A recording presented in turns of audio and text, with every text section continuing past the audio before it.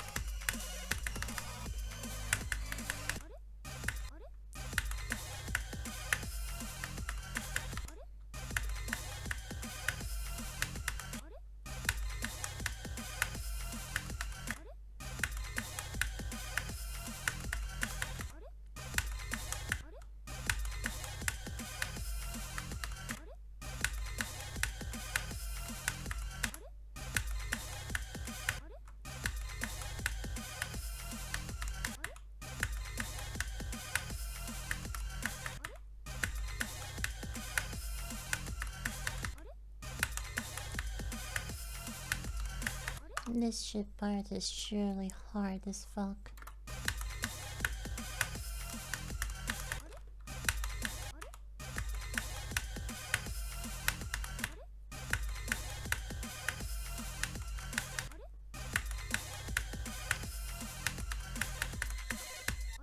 I'm not even sure why it was not so terrible yesterday.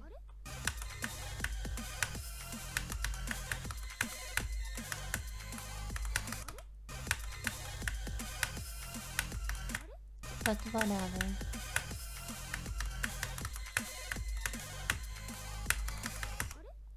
My girl should not be good at everything.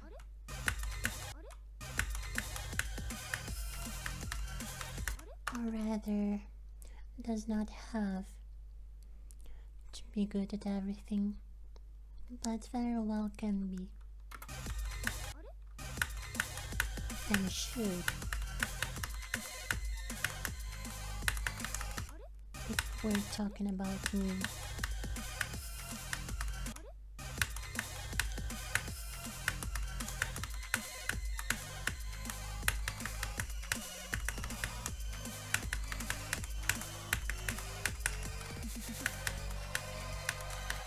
No, almost died. Time to take a sip.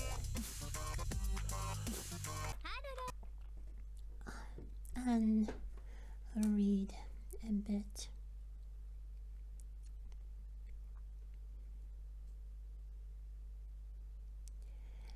Happiness and altruism.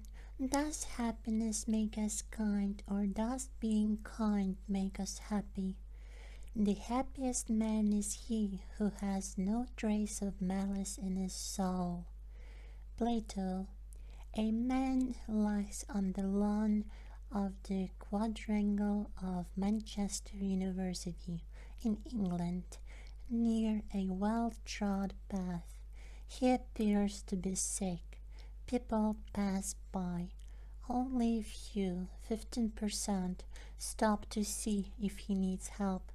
Later, the same guinea pig lies on the same lawn, but this time he's wearing the jersey of the Liverpool soccer team, a rival of Manchester's, with many fans among the Liverpudlian students. 85% of the passerby who are fans of that team stop to see if their pal needs a hand. At the bottom of the path, a group of university researchers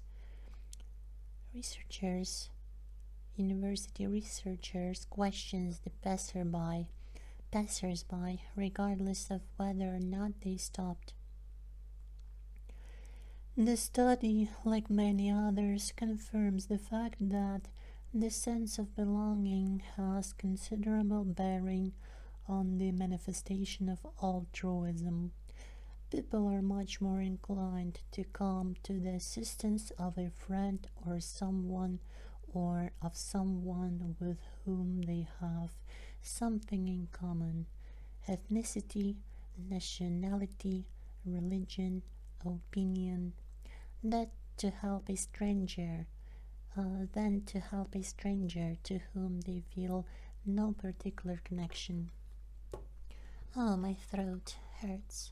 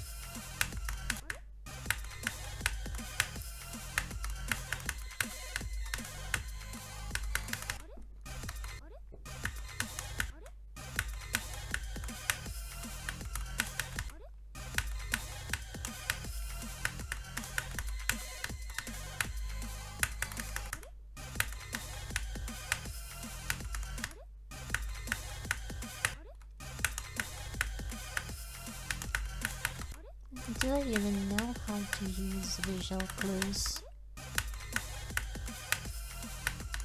Sometimes I ask myself that question.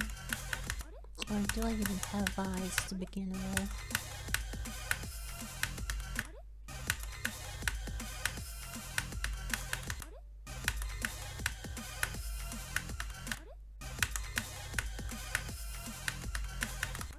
Maybe I do have eyes, but I definitely do not possess a good sight.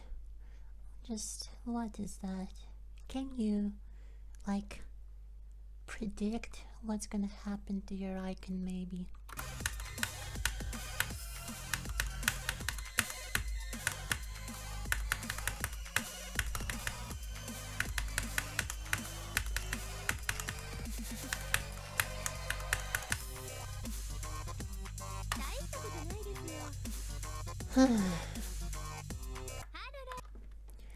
The Buddhist approach is to gradually extend that sense of belonging to all beings.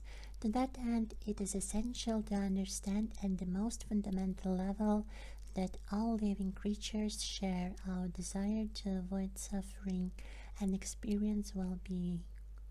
That understanding cannot remain a mere concept but must be internalized until it has become second nature. Ultimately, when our sense of belonging extends to all living beings, we are intimately touched by their joys and sufferings. すみません. This is the most important notion of universal responsibility of which the Dalai Lama often speaks.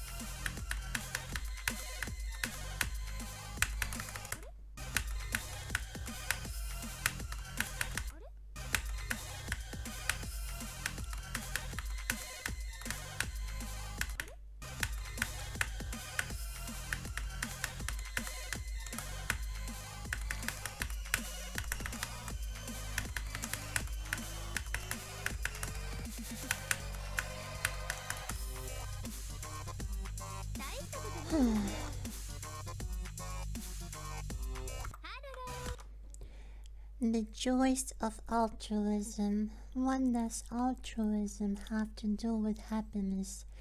A series of studies conducted on hundreds of students found an undeniable correlation between altruism and happiness, determining that those who believe themselves to be the happiest are also the most altruistic.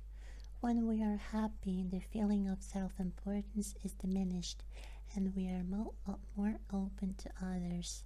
It has been shown, for instance, that people who have experienced a happy event in the past hour are more inclined than others to come to the assistance of strangers. You gotta note that, the whole paragraph.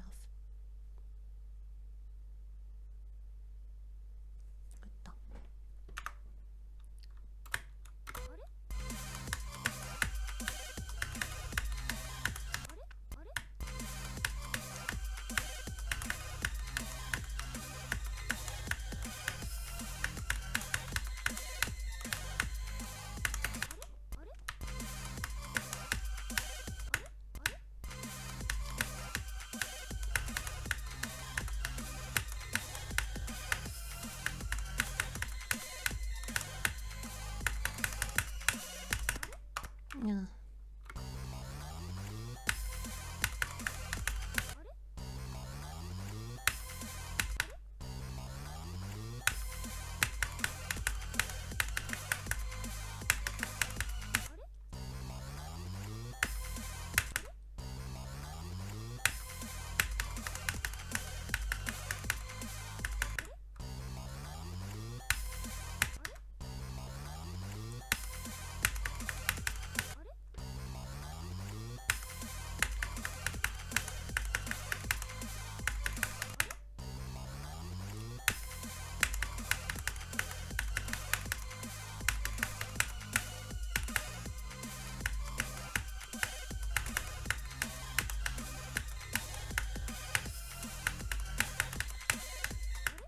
Yeah.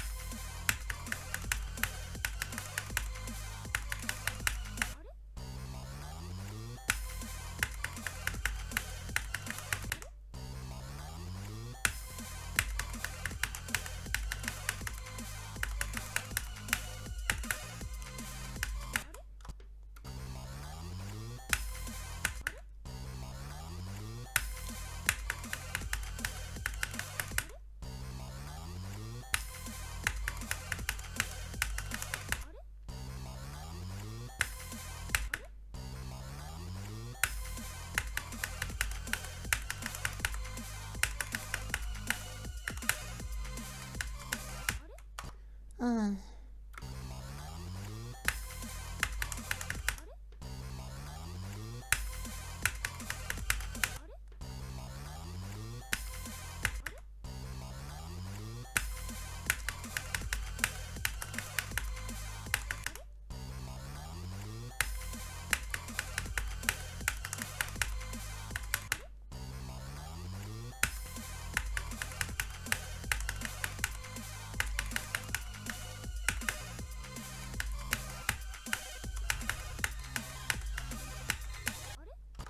Yeah.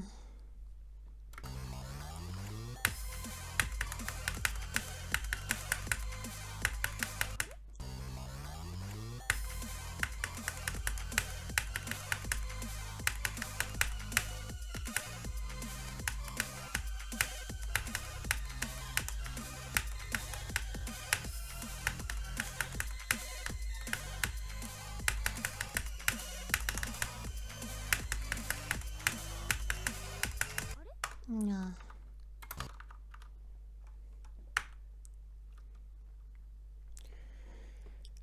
Acute depression is accompanied by difficulty in feeling and expressing love for others. Depression is the flaw in love writes Andrew Solomon in his book The Noonday Demon, an Atlas of Depression.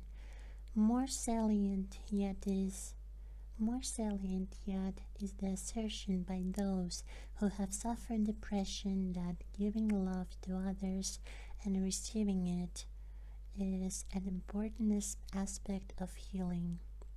This affirmation agrees with the Buddhist perspective, which holds selfishness to be the main cause of suffering and altruistic love to be the essential ingredient of true happiness. The interdependence of all phenomena in general and of all people in particular is such that our own happiness is intimately linked to that of others. As we stressed in the chapter on emotions, the understanding of interdependence is at the core of Sokho, and our happiness necessarily depends on that of others. My throat sore.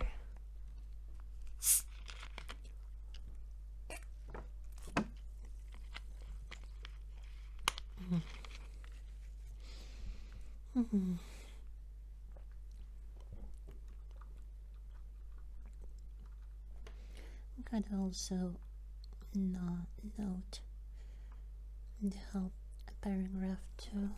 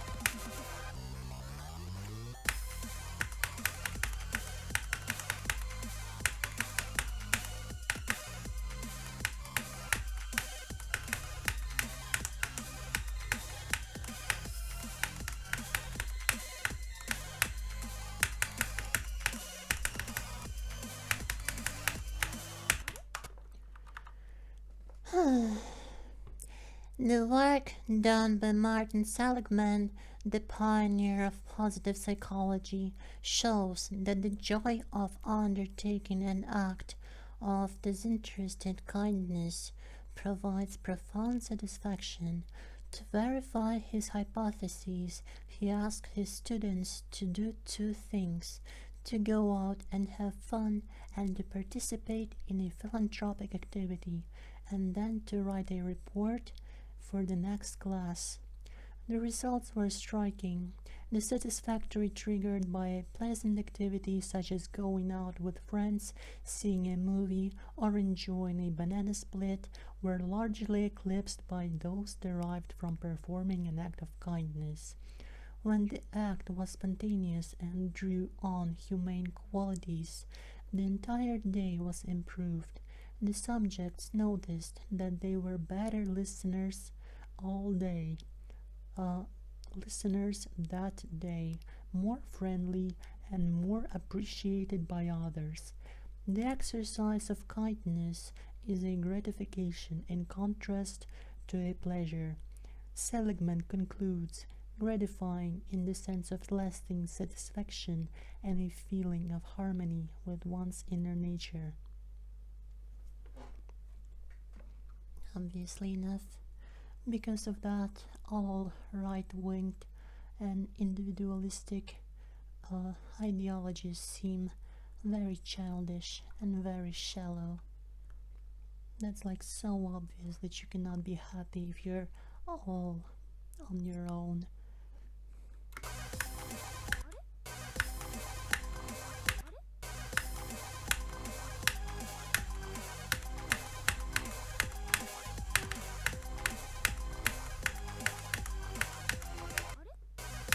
You have to be very, very hurt and very dishonest with yourself to state that it's not true.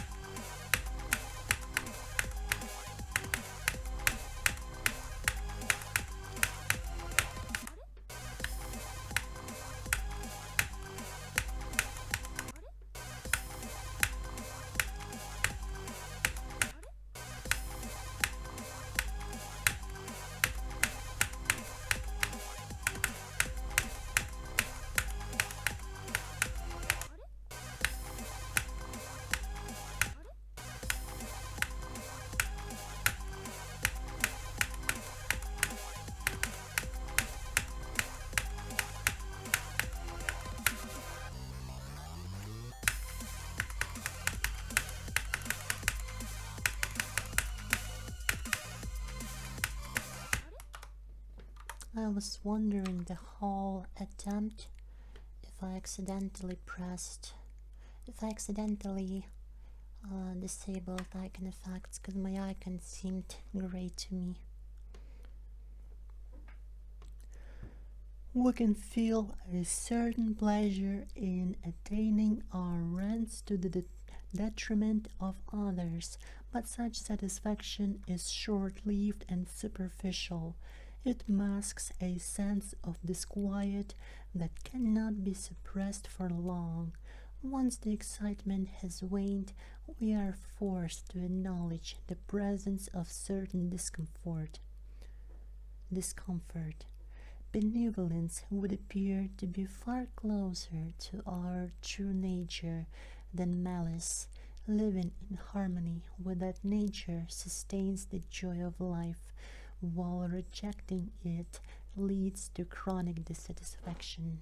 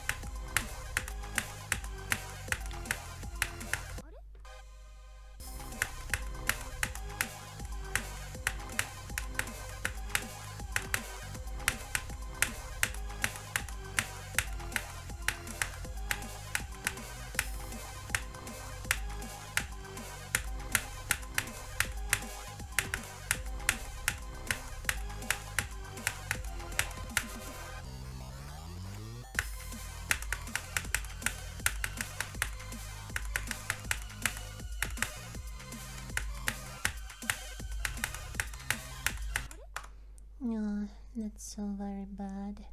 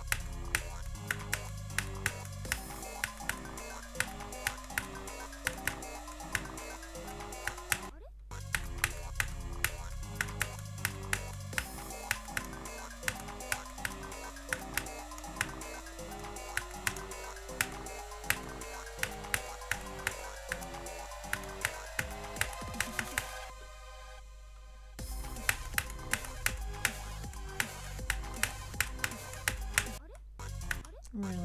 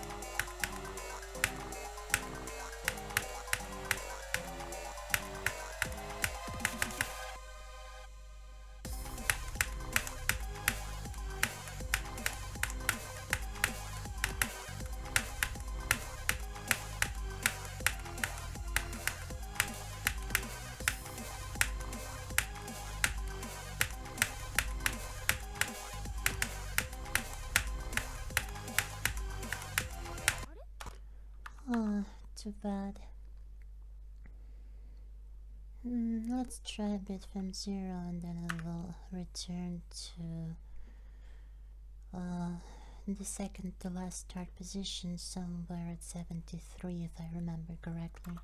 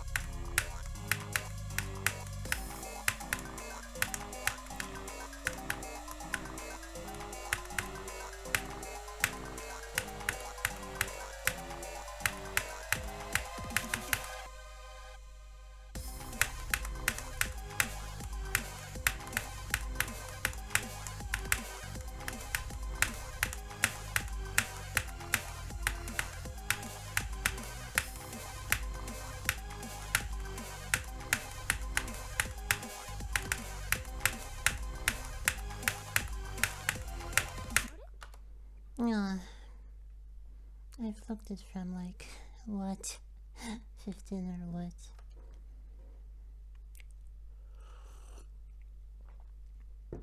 Uh,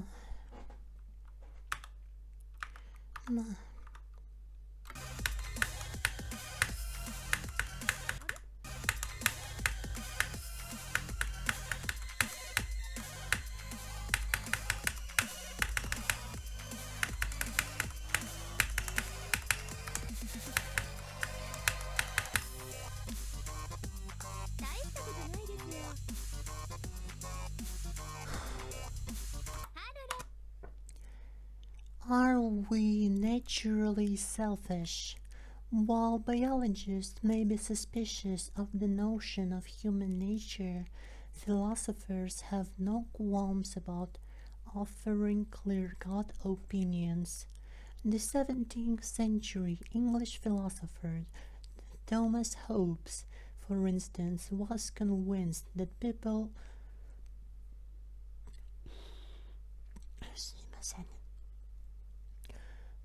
Thomas Hobbes, for instance, was convinced that people are fundamentally selfish and that true selfishness is absent in human behavior. True selflessness is absent in human behavior. Anything resembling altruism is merely selfishness, dressed up in fine feelings. Caught one day late in life offering charity to a beggar, he was asked whether he had not just performed a selfless act. He answered, "That man's distress distressed me, and in aiding him, I eased myself." Certainly, the concept of original sin, which is peculiar to Christian civilization, and its accompanying sense of guilt are well steeped in such thinking. It has in fact had a considerable influence on Western intellectual thought and still plays an important role today, even with those who do not speak from a religious perspective. I gotta know that.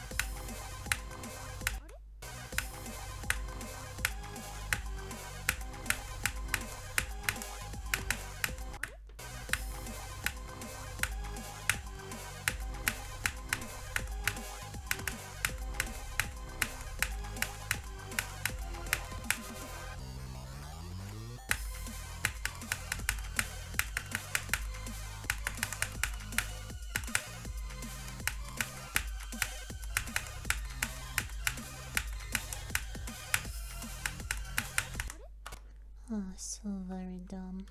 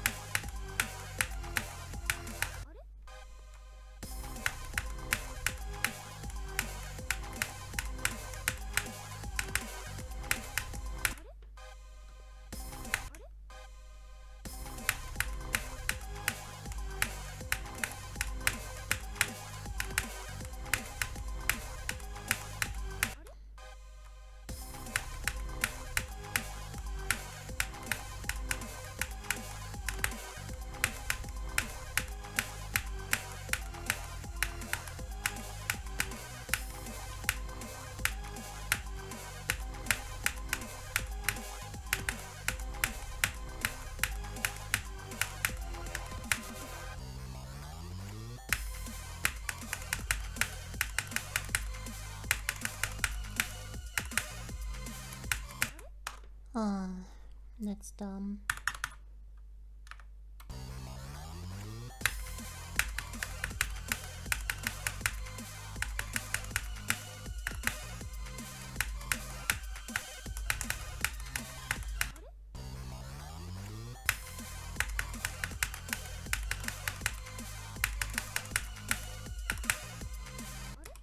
Huh?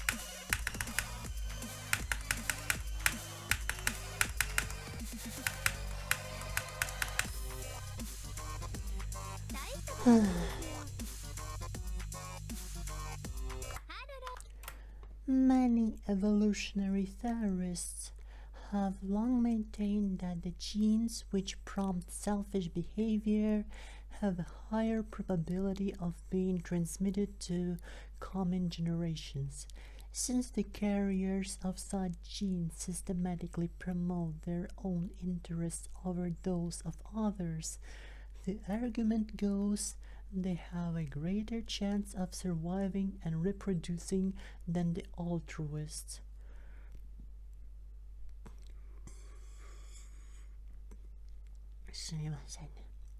Such stark claims have become more nuanced in recent years, and it is now conceded that cooperative behavior, apparently altruistic, can be useful to the survival and proliferation of the species. For example, Elliot Sauber, a philosopher of science, has shown through convincing models that isolated, selfless individuals who come into contact with only selfish and violent individuals will be taken advantage of and tend to disappear quickly. Conversely, when such altruists group together and cooperate with one another, they have a definite evolutionary advantage over the selfish people, who also fight among themselves and therefore may slowly disappear from the population.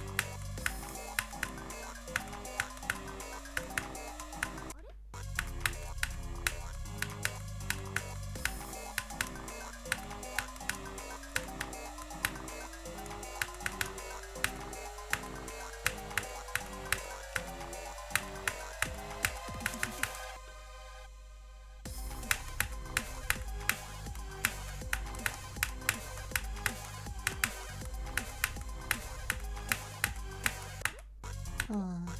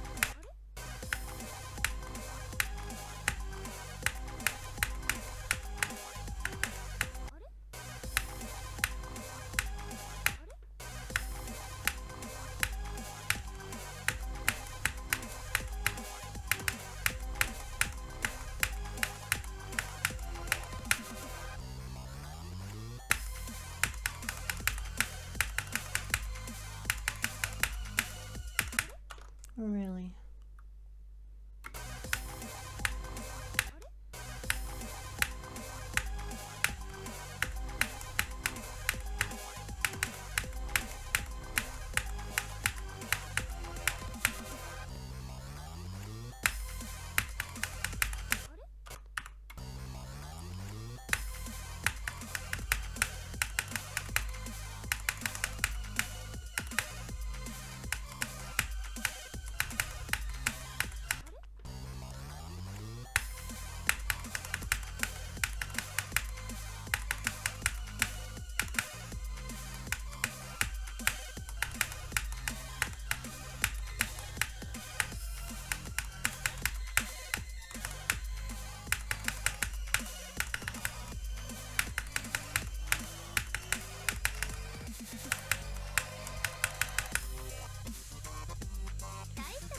Really?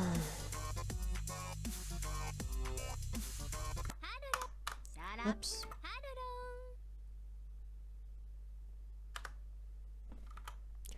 True altruism. Contemporary research in behavioral psychology paints a more optimistic picture.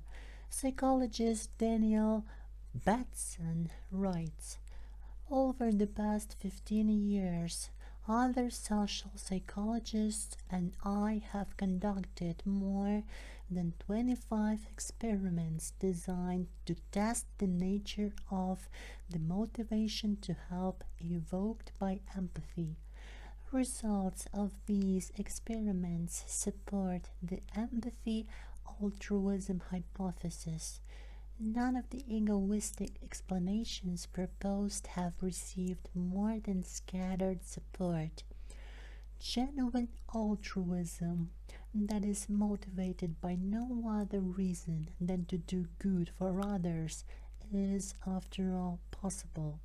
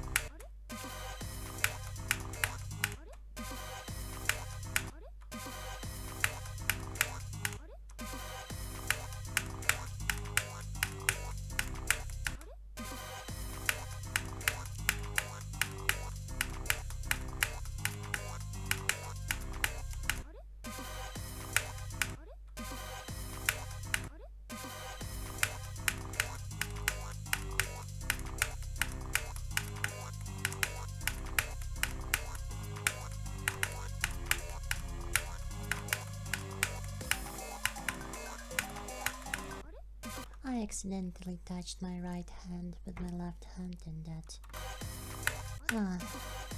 made me die soon after.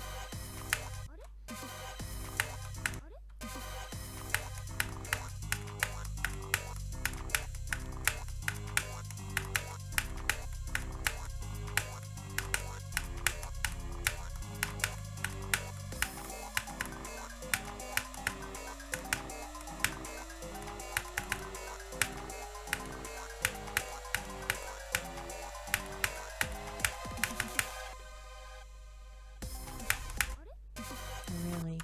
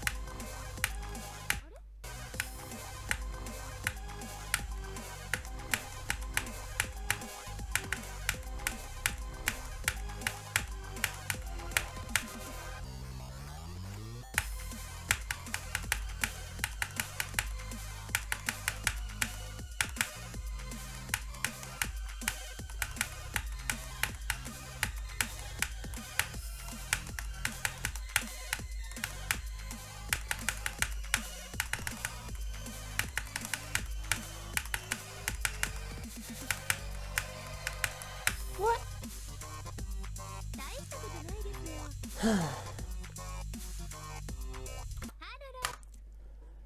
In order to bring pure altruism into focus, we have to eliminate various other explanations according to which all selfless behavior is merely selfishness in disguise.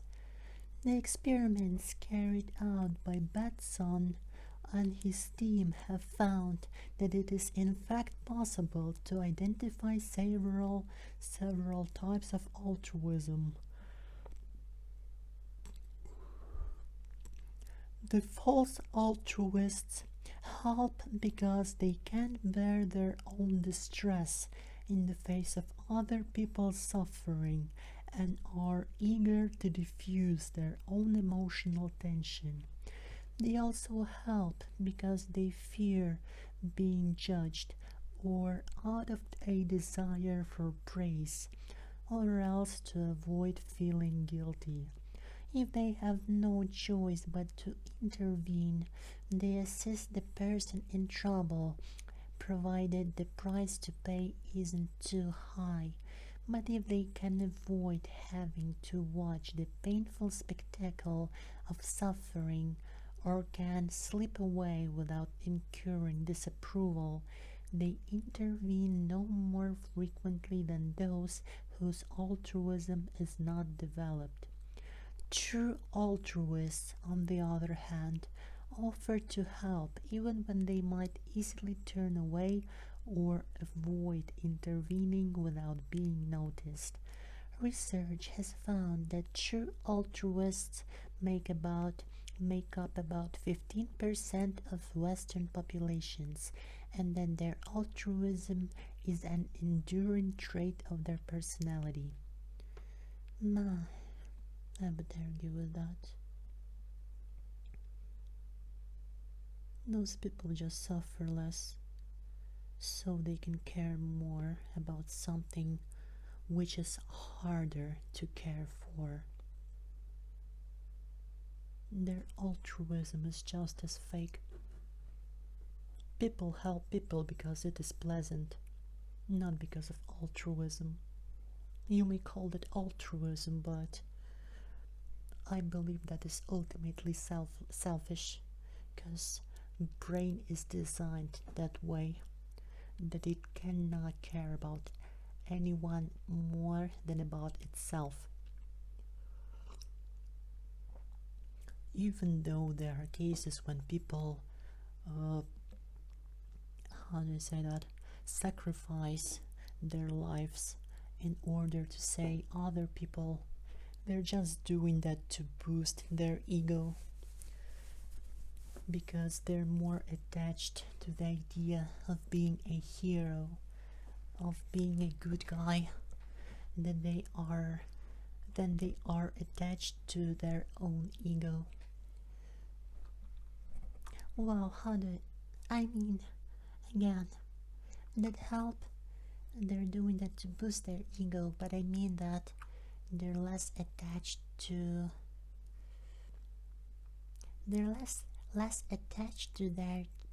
the cheap ego. There is cheap ego and there is expensive ego, or to be more exact, there are cheap ego boosts which bring you relief but temporarily and do not last for long and might even make you feel worse. And there are expensive ego boosts that don't usually feel that pleasurable in the beginning, but they have a nice long-term positive consequence on your well-being. If you have the energy, if you have the mental capacity to choose an expensive ego boost instead of a cheap one, you will do that. And some people have the resources to always choose the expensive ego boosts over the cheap ones.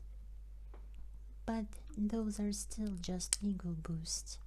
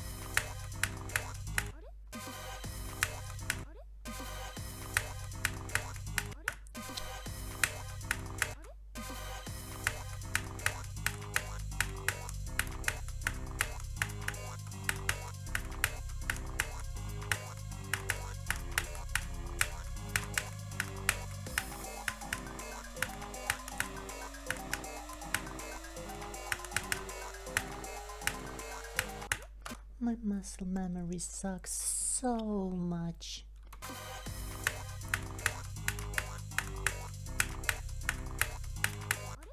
It feels like I do not have it.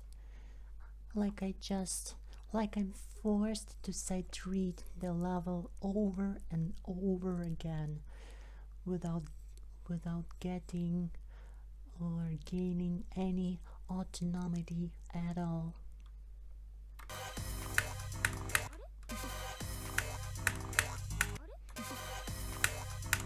In order not to make the same stupid mistakes, I have to think.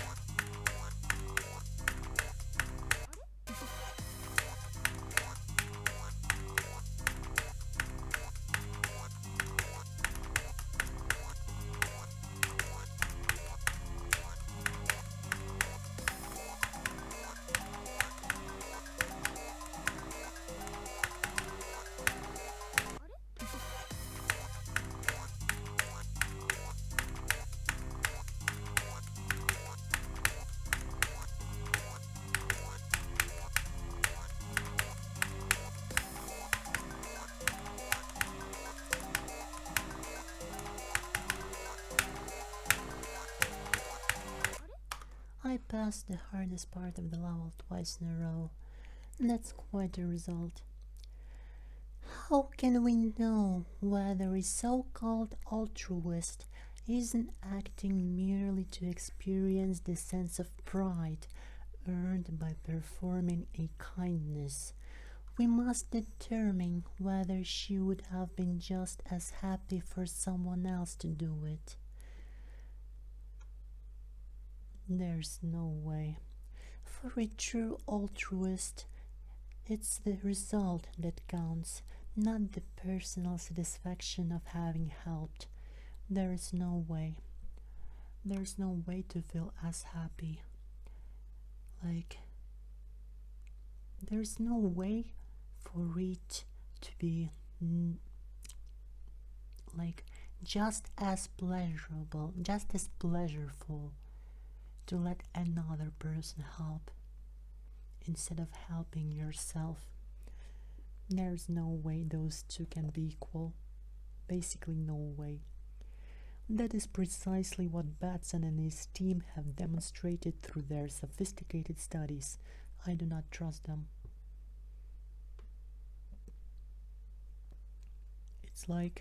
It's like saying that kinetic energy exists and 1 pound dropped 4 feet is the same energy and can do the same amount of work as 4 pound drop 1 feet.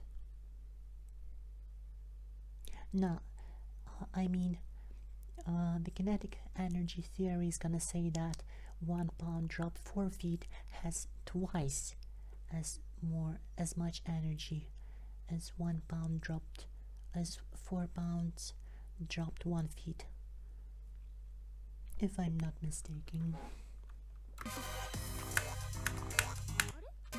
because of the squared velocity.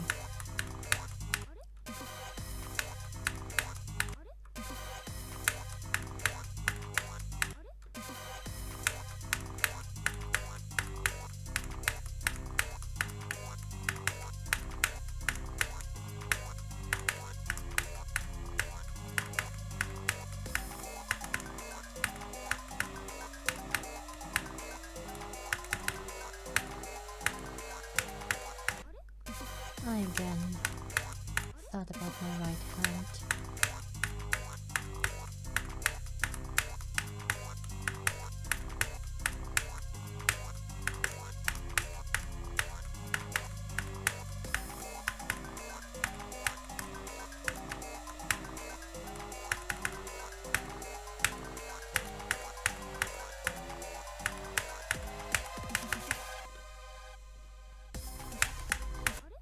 That's so dumb.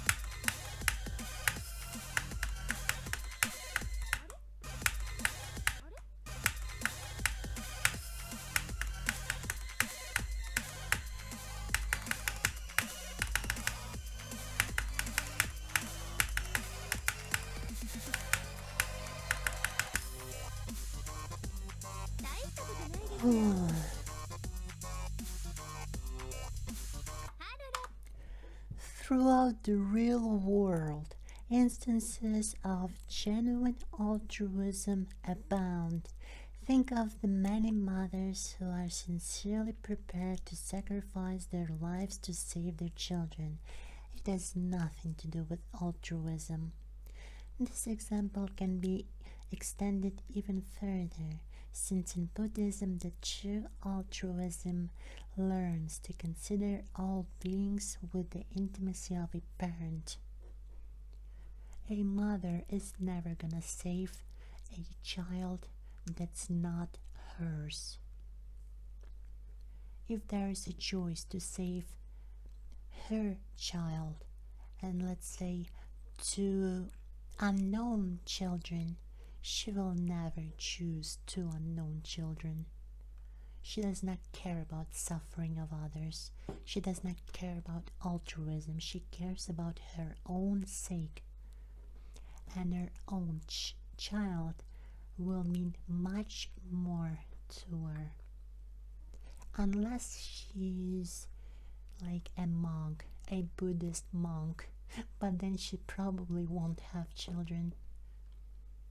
And if she would be a really dumb monk.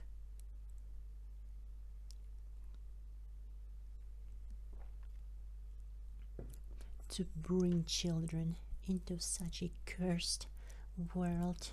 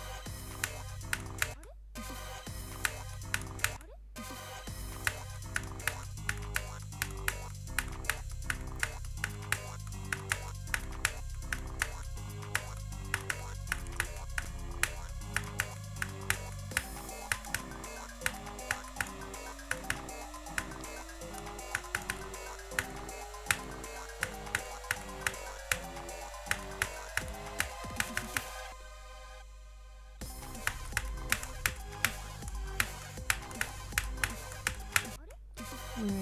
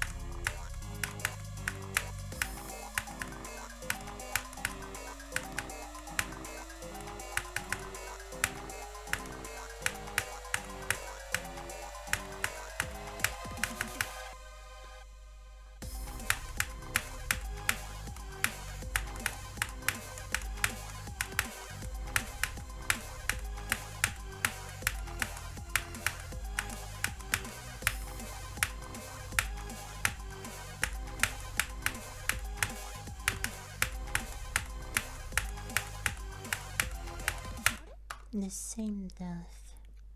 How pathetic. Dola Jigme Khalzang was a Tibetan sage of the 19th century. One day, while on pilgrimage to China, he came to the central square of a small town where a crowd had gathered. As he approached, he found that a thief was about to be put to death in a particularly cruel fashion. He was to be made to straddle an iron horse that had been heated to red hot. Dola Jigme pushed his way through the crowd and proclaimed, "I am the thief." A great silence fell. The presiding mandarin turned impassively to the newcomer and asked, "Are you ready to assume the consequences of what you have just told us?" Dola Jigme nodded. He died on the horse and the thief was spared. In such an extreme, harrowing case, what could Dola Jigme's motivation have been other than infinite compassion for the condemned? Mental retardation, bruh. A stranger in that land, he could have gone on his way without anyone's paying him the least attention. He acted out of unconditional benevolence to save the life of a stranger. Yeah, who was probably a 100 times worse human being than Dola Jigme. And so they could have killed a person who's presumably a thief, so person with either in very terrible circumstances, which would be forgivable, or a person that just does not care. And so he decided to spare the life of a person who does not care and is not against the idea of violating other persons, how do I say that, freedom, rights, other people's rights of property or something like that. And so we could have had a world with either Dola Jigme, a good person, or a world without Doga Jigme, who was a very good person, an extraordinary person, and have that thief instead. That's a very dumb decision. This is of course the exceptional case of someone who was a renunciant without a family or anyone depending on him for sustenance or protection, but it tells a lot about the potential for altruism present in the human mind. That tells a lot about stupidity of some sages. Maybe he was just fucking tired of living in life. In that case, I would understand. Such a dumb story.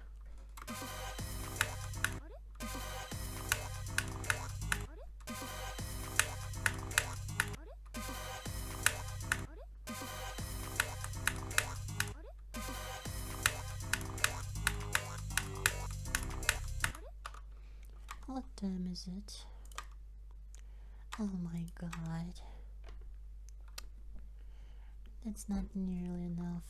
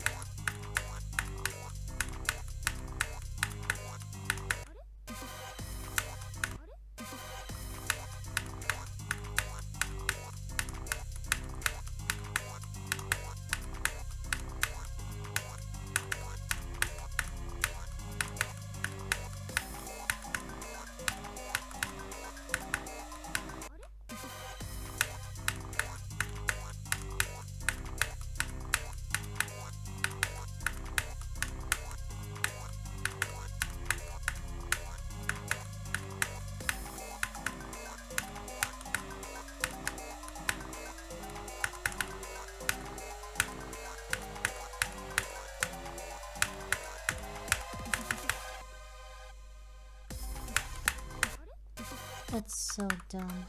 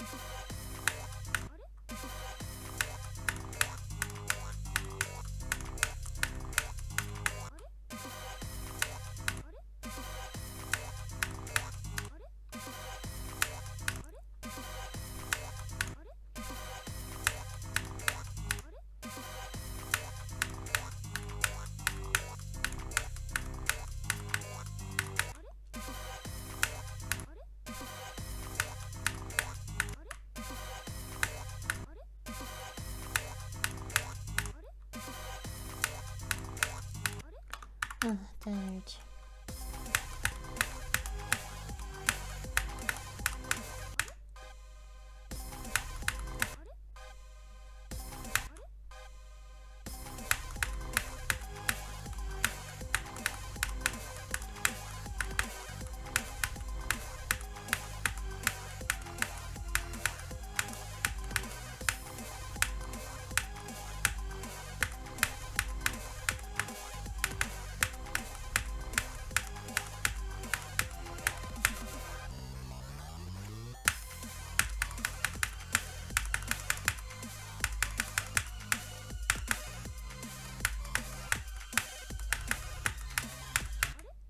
I always make that mistake.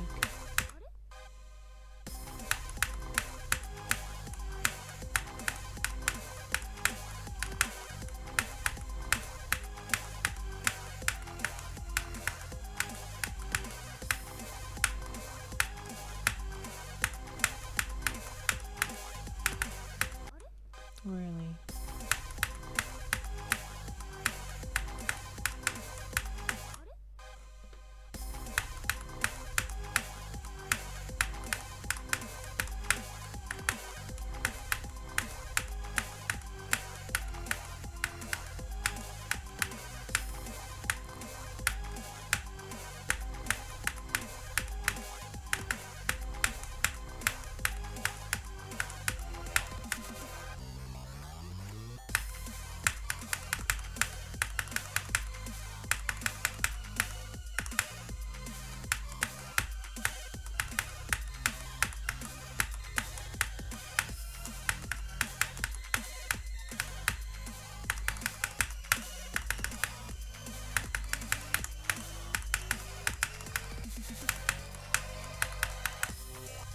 Good though.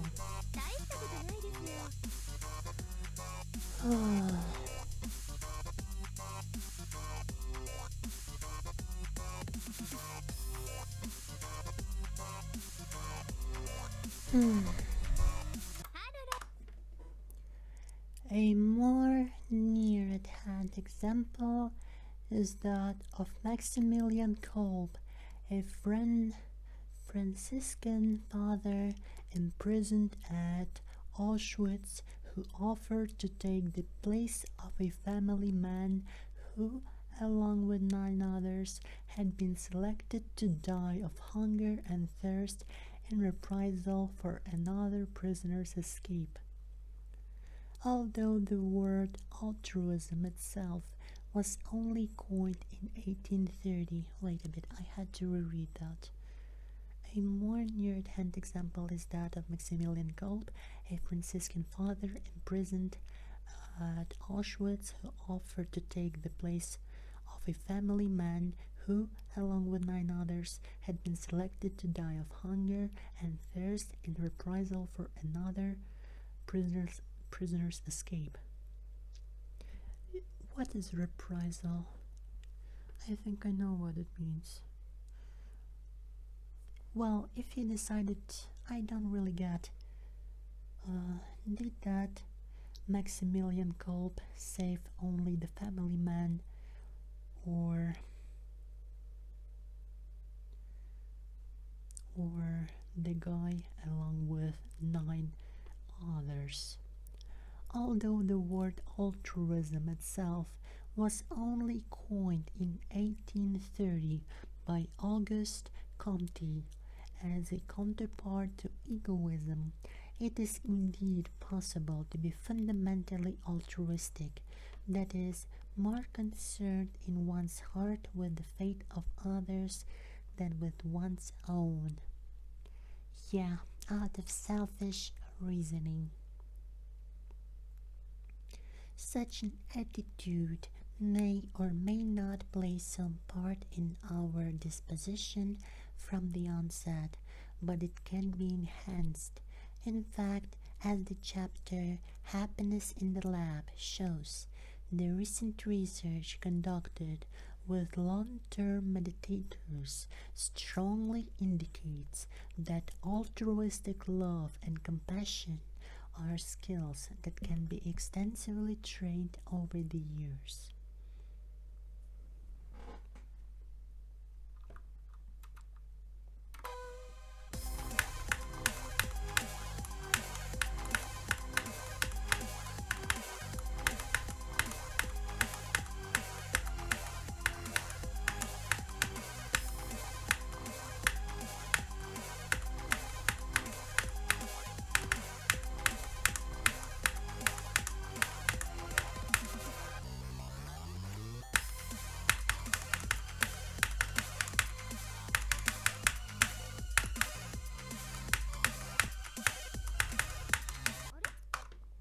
That was the next attempt after 20 to 200, which is very funny.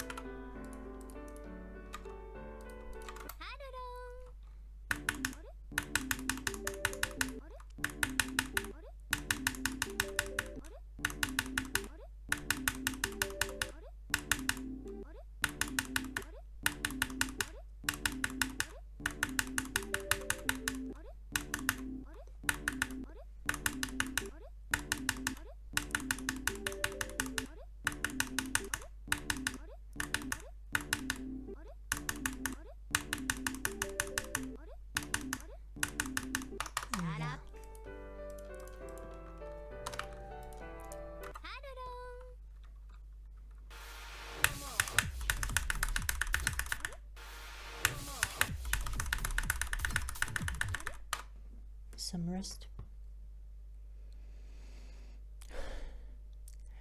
It is interesting to note that according to several studies, people who are best at controlling their emotions behave more selflessly than those who are very emotive. In the face of other people's suffering, the latter are in fact more concerned with managing their own emotions, dominated by fear, anxiety, and distress, than with the suffering of others. Here again, inner freedom which releases us from the snaggles of conflictive emotions is won only by minimizing obsessive self-absorption. A free, vast, and serene mind is far more likely to consider a distressing situation from an altruistic point of view than is a mind relentlessly beset by internal conflicts. Moreover, it is interesting to see how certain people who witness an injustice or an attack are more focused on the wrongdoer and on pursuing, abusing, or manhandling him than on helping the victim. This is not altruism at all, but anger.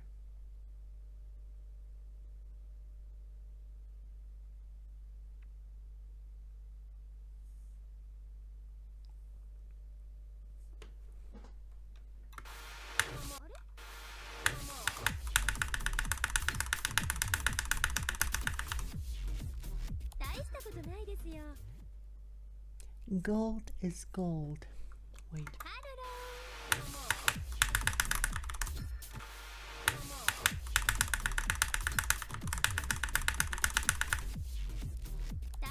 Gold is gold.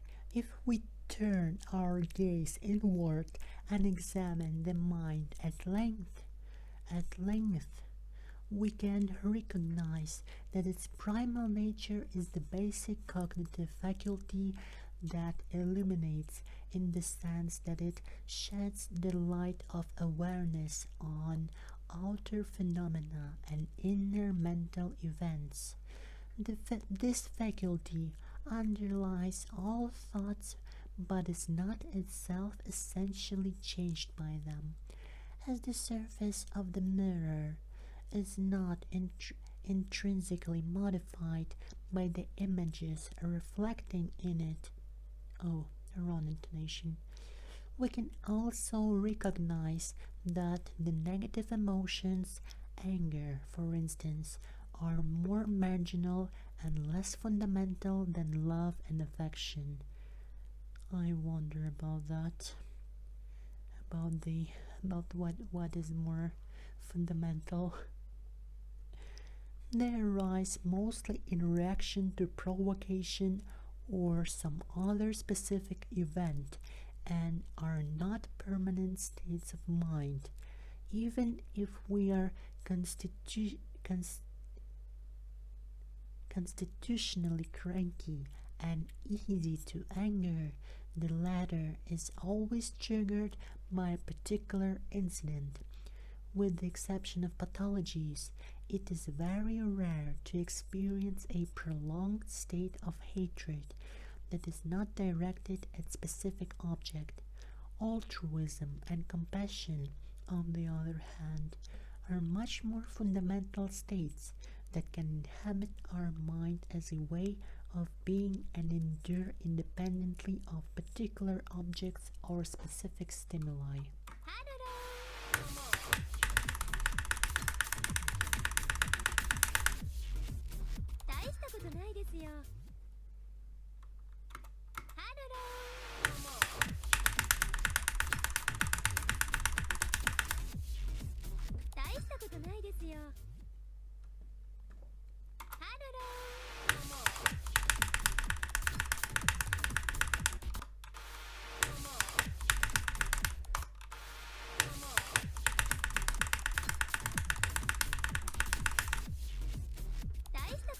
Anger can help to overcome obstacles, but it can and must be only episodic. People with a hostile personality who are always in a state of readiness to become angry, for whom nearly any obstacle, no matter how minor, calls for anger, are highly dysfunctional in society and constantly meet with trouble and sorrow. Conversely, love and affection are far more essential to long-term survival. The newborn would last mere hours without her mother's affection. The disabled elderly would soon die without the care of those around them. We need to receive love in order to know how to give it. After a fit of anger, we often say, "I was out of it," or "I was not myself." But when we spontaneously do some act of disinterested kindness, such as helping a human or an animal to recover its health or freedom, or even to escape death, we have the sense of being in harmony with our true nature. I wonder about that. Whether you want to believe that you, yourself, is a good person, so acting well and kindly is yourself. But I pretty much agree with this paragraph. What would it be like to experience that state of mind more often, to feel that the illusory barriers set up by the self have dissolved, and that our sense of communion with the other reflects the essential interdependence of all beings?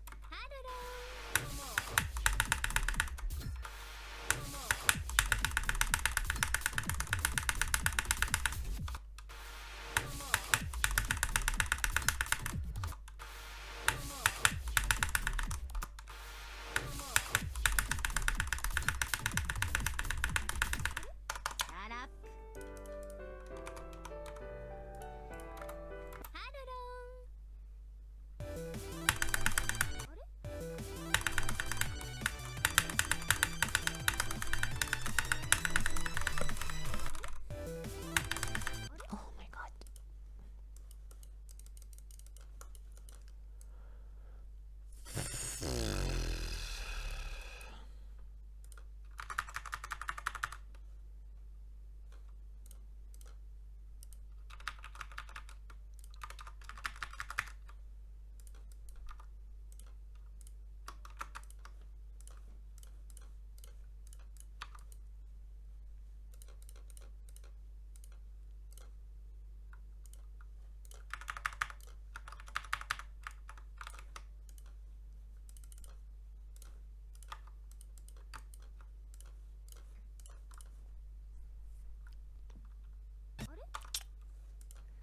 How does this shit work?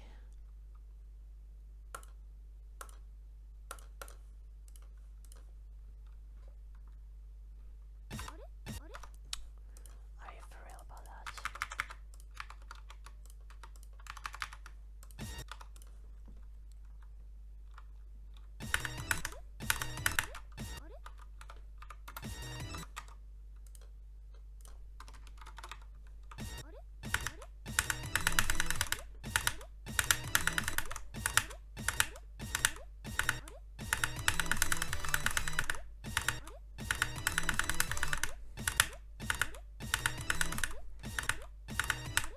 Oops.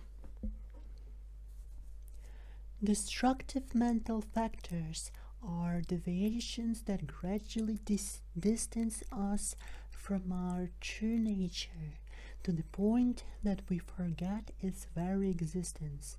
And yet nothing is forever and irreparably lost. Even buried in filth, gold remains gold in its essential nature. The destructive emotions are merely veils, superimpositions. Father Pierre Seyrac, a renowned Jesuit missionary, who has cared for 30,000 children in India over the past 60 years, told me, "Despite everything, I'm struck by the goodness of people, even those who seem to have their hearts and eyes shut. It is other people, all others, who create the fabric of our lives and shape the way we live. Each is a note in the great concert of existence, as the poet Tagore phrased it. No one can resist the call of love. We always end up opening ourselves to it. I truly believe that man is intrinsically good. We must always see the good, the beautiful, in a person, never destroy, always look for someone's greatness without distinction of religion, caste, or belief. The relationship between having a good heart and happiness is growing even ever clearer. They engender and reinforce each other, and both reflect oneness with our inner nature. Joy over satisfaction are closely tied to love and affection. As for misery, it goes hand in hand with selfishness and hostility. Generating and expressing kindness quickly dispels suffering and replaces it with lasting fulfillment. In turn, the gradual actualization of genuine happiness allows kindness to develop as the natural reflection of inner joy.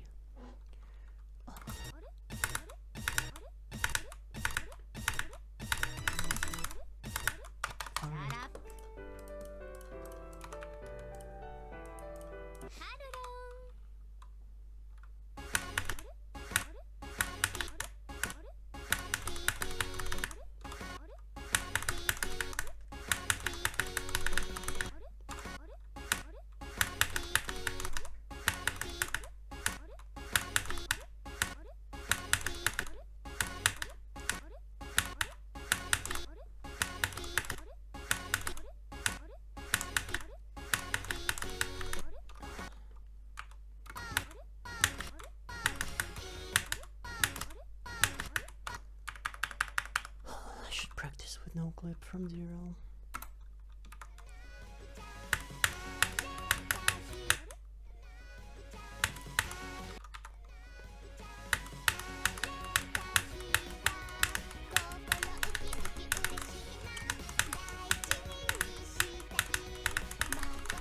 Whoops.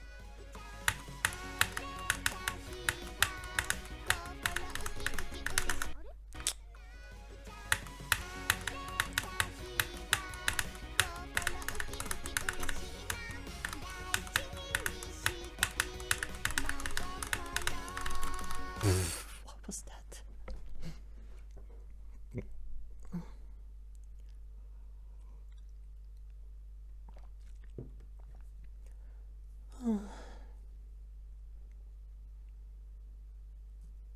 Alright, that will be enough reading for today, I believe.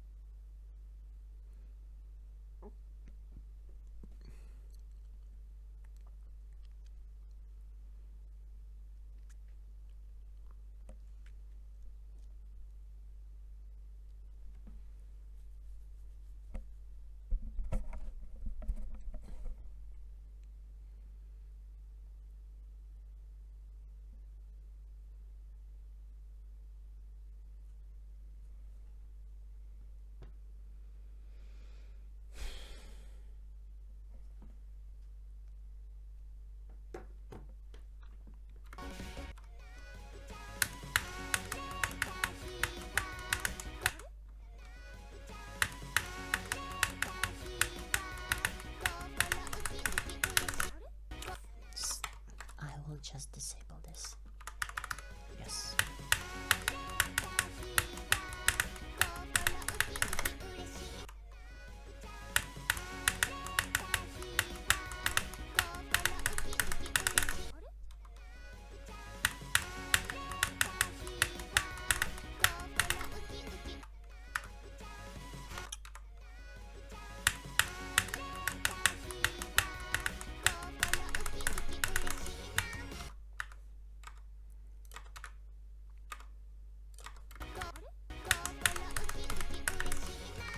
Oh, that was close.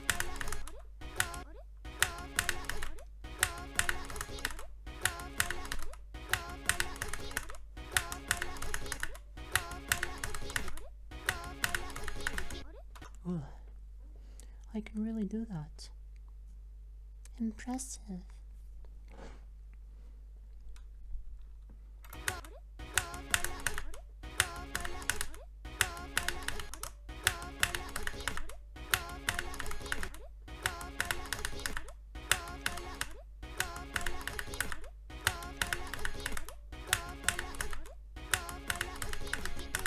Oh, I did that.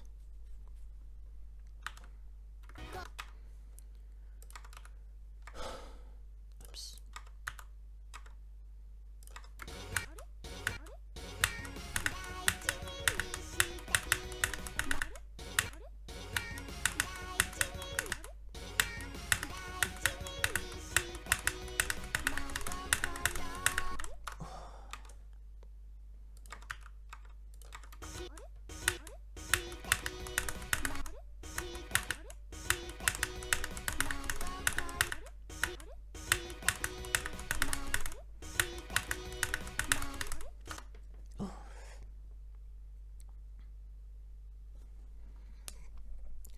Yeah, tomorrow I will definitely play with my right hand and let my left hand to rest after this level.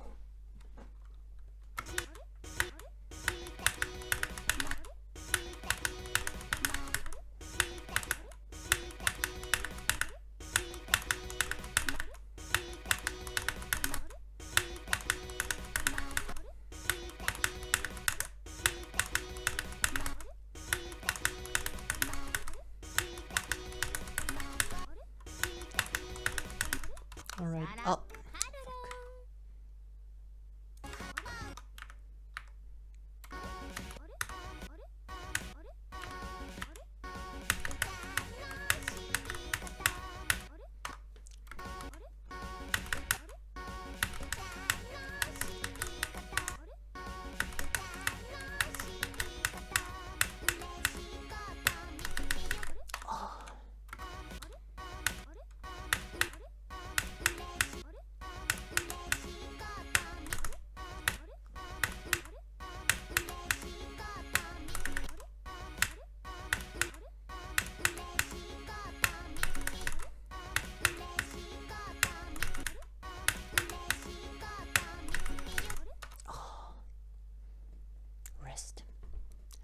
Rest is the most important when you play levels like this one.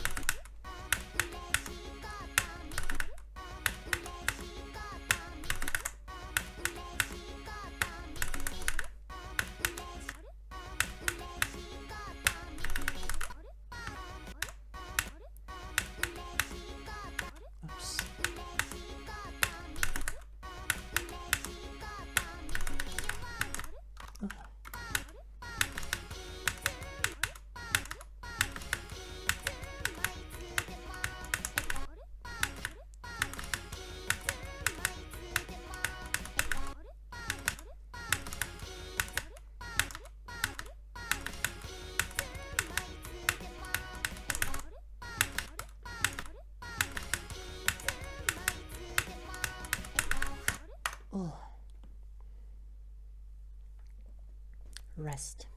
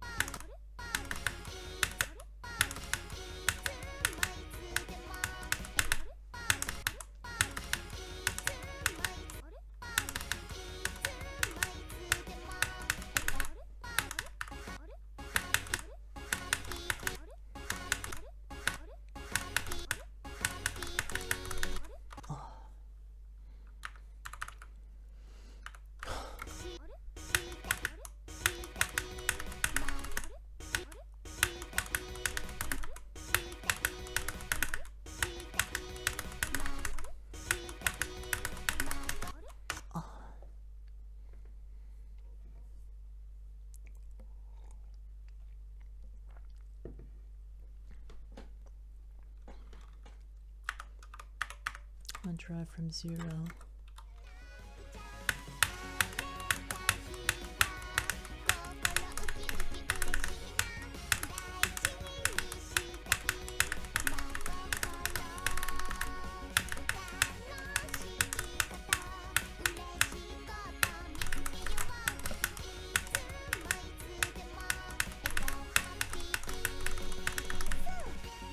Did I just not die much at the last spam?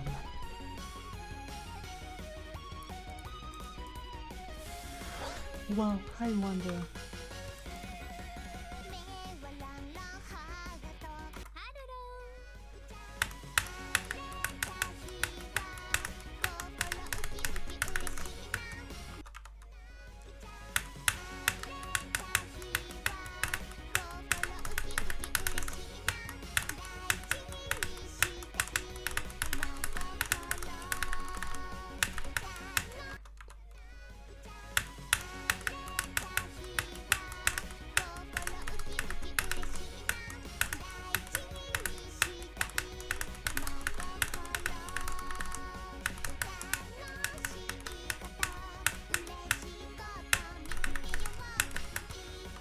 Done. Several more attempts and that'll be enough.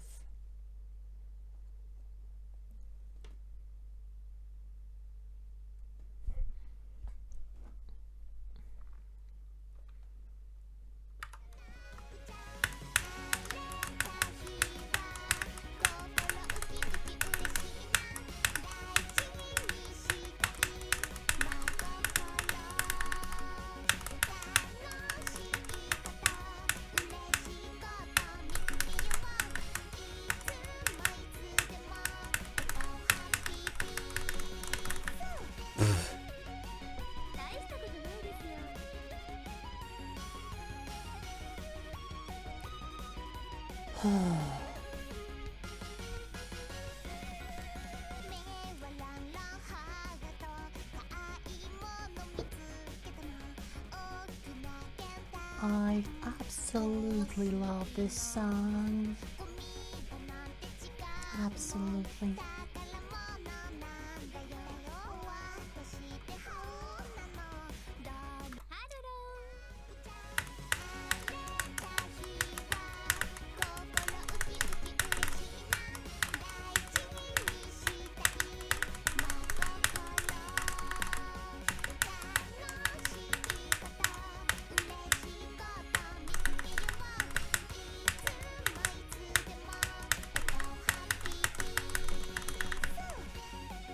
Nine deaths, by the way.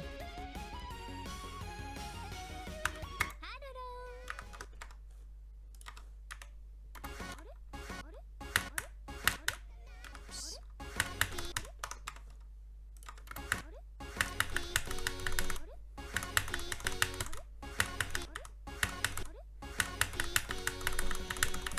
Oh!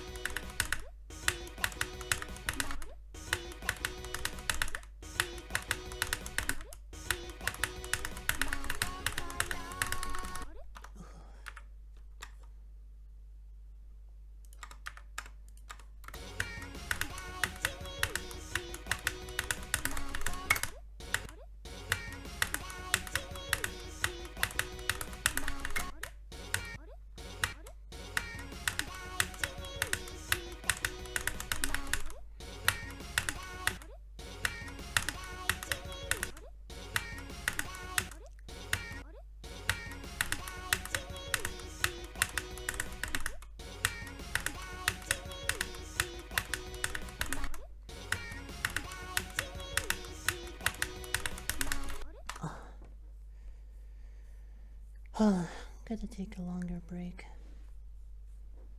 The last one, and then that'll be enough for me.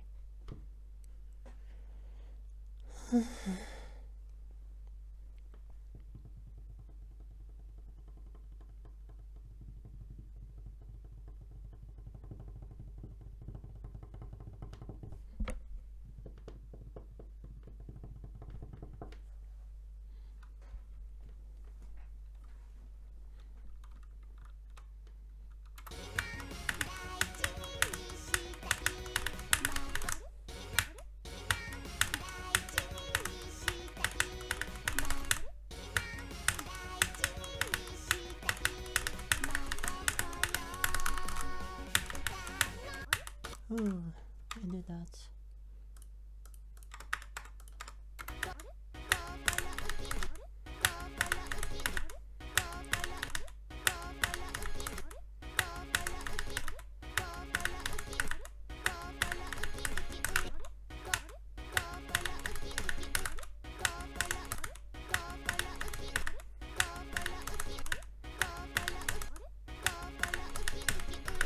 Oh. Alright, that'll be it. That was very nice. That was very nice to warm up. Alright guys, that will be it for today. Thank you for staying with me. Goodbye.